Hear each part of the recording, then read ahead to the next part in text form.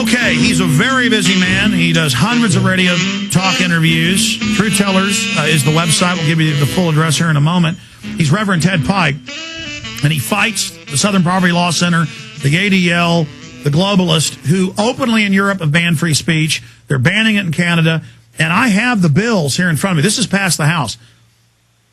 And it has language I never saw before, which says whoever transmits in interstate or foreign commerce any communication, that's the internet, with the intent to coerce, intimidate, harass, or cause substantial emotional distress.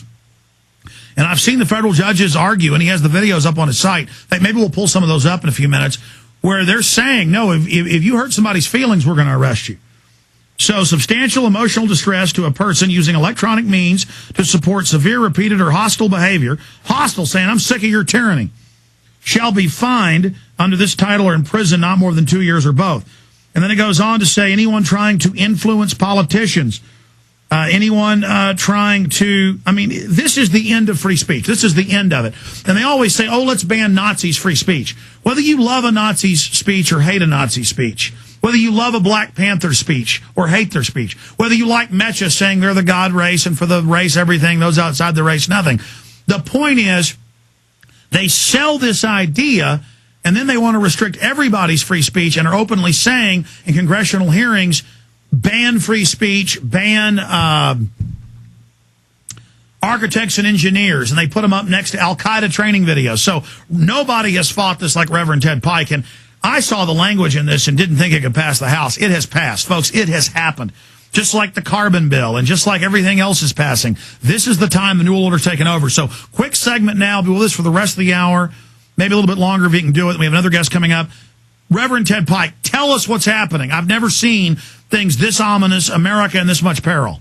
Well, actually, Alex, what you were quoting there from is the Anti-Defamation League's anti-bullying bill, which is a separate bill which is now in the House Judiciary. But I saw the same language in the hate bill, correct? Well, no. And that federalizes local police. Yeah, the hate bill, which is S-909, is a different piece of legislation, and that has passed the House. The anti-bullying bill is still in the House Judiciary. Now, what the federal hate crimes bill, S-909, the Matthew Shepard Hate Crimes Prevention Act, says back in its original 1968 hate law, which was passed at the height of the civil rights movement just after Martin Luther King was killed, it says in Title 18, Section 2A, that anyone, a talk show host, a pastor, even a person on the street corner, who uses language that might induce or incite some unstable person to commit a hate crime, he could be 2,000 miles away and hear you on the radio,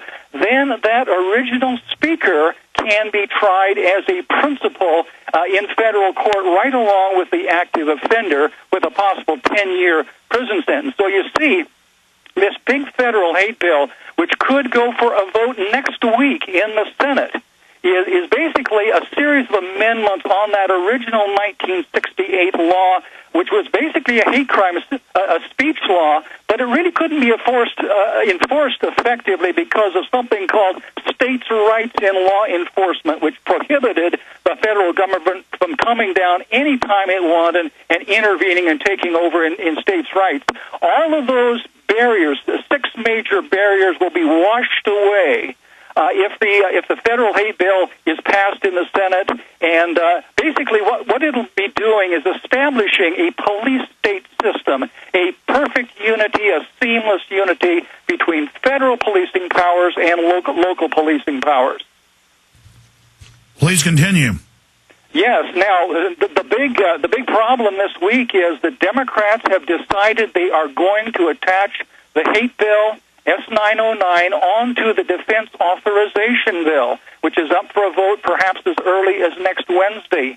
Now, we have a tremendous opportunity here now to destroy the hate bill because 2 weeks ago in the Senate Judiciary Committee, the Attorney General of the United States, Eric Holder, really messed up. He came in there with great prestige, and for 45 minutes he was supposed to undergird and support and strengthen the hate bill. Actually, he did exactly the opposite. He shut off his mouth and he said that this hate bill contrary to what it says on the first bill, the first page of S909, this bill will not protect all Americans according to race and religion and gender. No, he said, this is a very specific bill meant to protect only historically persecuted groups like blacks, like homosexuals, like Jews, etc. So actually what this does is create a super group of super citizens, titles of nobility here in the United States.